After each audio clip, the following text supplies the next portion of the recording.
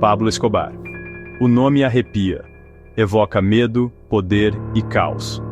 Para muitos, foi um monstro. Um criminoso implacável que afogou a Colômbia em sangue. Para outros, foi um herói. Uma espécie de Robin dos bosques que ajudava os pobres. Amem-no ou odeiem-no, uma coisa é certa. A história de Pablo Escobar é um conto cativante de ambição, ganância e o custo humano do tráfico de droga. A sua vida, um paradoxo distorcido, continua a fascinar o mundo. Como é que um rapaz de origens humildes chegou a ser um dos criminosos mais poderosos da história? Esta é a história de Pablo Escobar, o homem que foi simultaneamente salvador e pecador. Um homem que mesmo na morte projeta uma longa sombra sobre a Colômbia. Nascido em 1949 na Colômbia rural, a infância de Pablo Escobar esteve longe de ser glamourosa. Cresceu numa família pobre, rodeado de pobreza e oportunidades limitadas. As ruas foram o seu recreio, e depressa se tornaram a sua sala de aula. Começou aos poucos, roubando lápides e vendendo-as a contrabandistas. Estes pequenos crimes foram um prenúncio do que estava para vir. A ambição queimava intensamente no jovem Pablo. Ansiava por poder e riqueza. Viu uma oportunidade no crescente tráfico de droga. A Colômbia, um país assolado pela pobreza e corrupção, tornou-se um terreno fértil para suas ambições. Escobar, com a sua eficácia implacável, estava pronto para aproveitar o momento. Os anos 70 assistiram ao nascimento do Cartel de Medellín, uma organização criminosa implacável que mudaria para sempre o tráfico de droga. Escobar, juntamente com os irmãos Ochoa, formou a espinha dorsal deste poderoso cartel. Controlavam todos os aspectos do tráfico de cocaína, desde a produção à distribuição. O seu alcance estendeu-se muito além da Colômbia, infiltrando-se nos Estados Unidos e na Europa. A implacabilidade de Escobar era lendária. Eliminava rivais com brutal eficácia, incutindo medo e lealdade em igual medida. Subornava funcionários, manipulava políticos e aterrorizava qualquer um que ousasse opor-se a ele. A sua riqueza cresceu exponencialmente, tornando-o num dos homens mais ricos do mundo. Secção 4. Robin dos bosques ou criminoso implacável? As duas faces de Escobar. Escobar cultivava uma imagem pública complexa. Era um homem de família, dedicado à sua esposa e filhos. Construiu hospitais, escolas e casas para os pobres, o que lhe valeu a alcunha de Robin dos bosques entre os seus apoiantes. Chegou mesmo a sonhar em tornar-se presidente da Colômbia, usando os seus ganhos ilícitos para alimentar as suas ambições políticas. Mas por trás desta fachada de filantropia, escondia-se um assassino de sangue frio. Escobar foi responsável pela morte de milhares de pessoas, incluindo polícias, jornalistas e civis inocentes. O seu reinado de terror mergulhou a Colômbia numa era sombria de violência e medo. A imagem de Robin dos Bosques era uma máscara cuidadosamente elaborada, destinada a esconder o verdadeiro rosto de um criminoso implacável. Secção 5. Uma nação refém. A guerra de Escobar contra a Colômbia. Escobar declarou guerra ao seu próprio país. Acreditava que a extradição para os Estados Unidos era um destino pior que a morte. Para evitar isso, desencadeou uma onda de terror, bombardeando edifícios governamentais, assassinando políticos e visando qualquer pessoa que apoiasse a extradição. O governo colombiano, paralisado pela corrupção e pelo medo, parecia impotente para o deter. As ruas de Medellín tornaram-se campos de batalha. Carros-bomba explodiam com uma regularidade aterradora. Os políticos viviam com medo, as suas vidas ditadas por ameaças de morte. O reinado de terror de Escobar deixou uma cicatriz indelével na sociedade colombiana, uma lembrança brutal do poder destrutivo do tráfico de droga. O legado de Pablo Escobar continua a moldar o mundo do narcotráfico. Os cartéis modernos adotaram as suas táticas implacáveis e métodos inovadores de contrabando. A estrutura que ele criou para gerir um império da droga tem sido estudada e copiada por organizações criminosas em todo o mundo. No México, América Central e além, os ecos do reinado de Escobar podem ser vistos nas operações dos cartéis contemporâneos.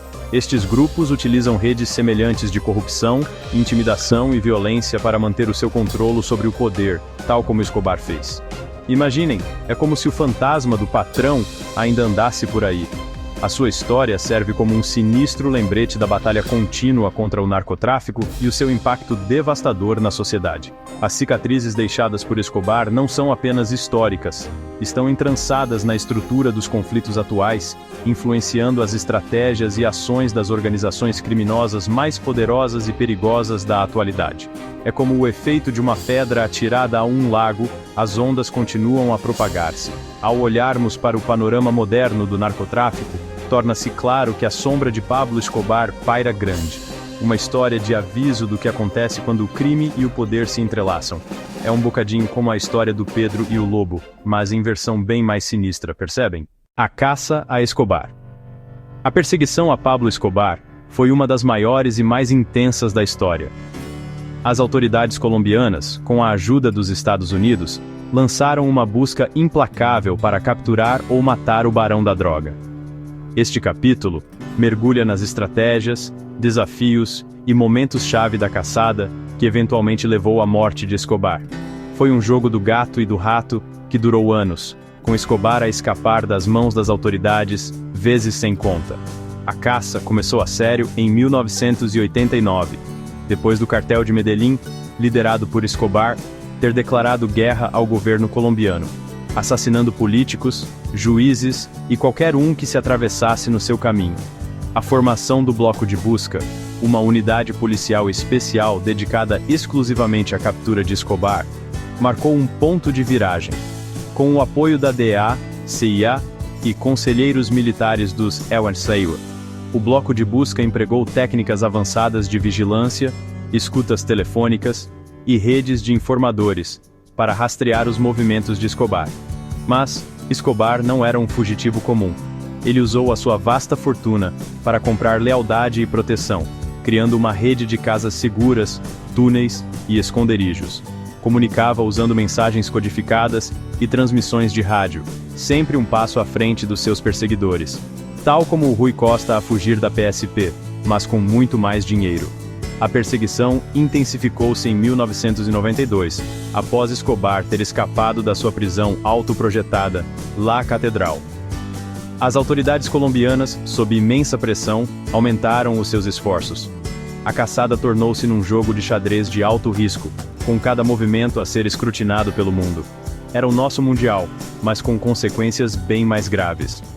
No final, foi uma combinação de persistência obstinada, avanços na inteligência e um pouco de sorte que levou à queda de Escobar. A 2 de dezembro de 1993, o Bloco de Busca finalmente encurralou Escobar num bairro de classe média em Medellín. Numa tentativa final e desesperada de fuga, Escobar foi morto a tiro num telhado, terminando o seu reinado de terror.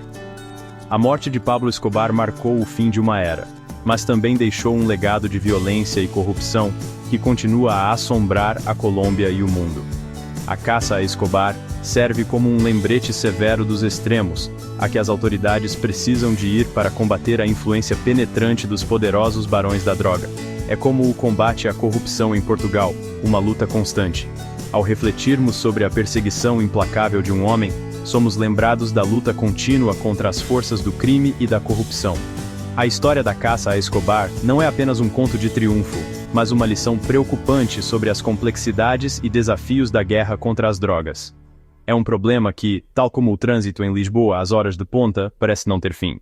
O reinado de Pablo Escobar deixou uma marca profunda na sociedade colombiana. Este capítulo explora as consequências sociais, econômicas e políticas das suas ações. Desde a ascensão de grupos de justiceiros à transformação de Medellín, o legado do Império de Escobar continua a influenciar a Colômbia até hoje. A cidade, que antes era sinônimo de violência e droga, começou a reconstruir-se. Os esforços para recuperar espaços públicos, investir em educação e promover programas sociais começaram a dar frutos. O legado do Império de Escobar ainda se faz sentir, mas a resiliência de Medellín sobressai. Hoje, a Colômbia continua a lutar contra os vestígios do reinado de Escobar. É um testemunho da resiliência do espírito humano e da busca incessante por um amanhã mais brilhante. A vida e os crimes de Pablo Escobar foram imortalizados na cultura popular. De filmes e séries de televisão a livros e documentários, a sua história continua a cativar o público em todo o mundo. Este capítulo examina como o legado de Escobar é retratado na comunicação social e as implicações éticas de glorificar um criminoso notório. Filmes como Golpe de Risco e séries como Narcos deram a conhecer a história de Escobar a uma audiência global, misturando factos com ficção para criar narrativas apelativas. Estes retratos focam-se frequentemente na sua personalidade exuberante, na sua ascensão implacável ao poder e no seu caráter complexo.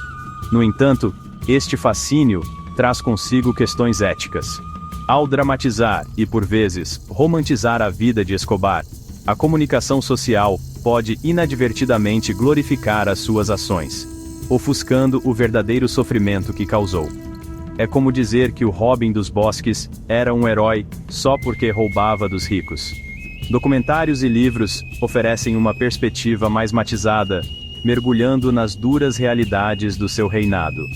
Destacam o impacto nas vítimas, os danos sociais e a luta contínua que a Colômbia enfrenta, tal como Portugal enfrentou com o tráfico de droga nos anos 90. Ainda assim, o fascínio pela história de Escobar persiste. A sua imagem tornou-se um símbolo de poder e infâmia, um conto de advertência e um tema de interminável intriga, quase como a lenda do Adamastor. Ao consumirmos estas histórias, é crucial lembrarmos-nos das vidas reais afetadas pelas suas ações. O legado cultural de Pablo Escobar serve como um lembrete da tênue linha entre fascínio e glorificação. Gap 2S. No fim, compreender o seu impacto através da comunicação social deve inspirar-nos a refletir sobre as implicações mais amplas do crime, do poder e do custo humano de tais legados. A história de Escobar não é apenas sobre um homem.